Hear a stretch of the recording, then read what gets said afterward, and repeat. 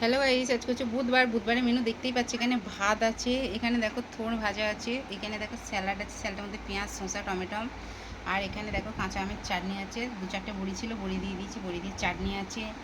আর এখানে দেখো নিম বেগুন আছে, এখানে দেখো ডিম অমলেট করে ঝাল আছে, আর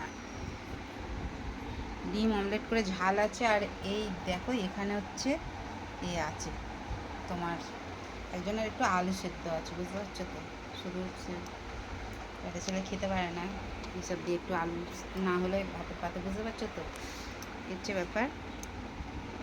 তাহলে দেখতেই পাচ্ছ কি কি মেনু আছে।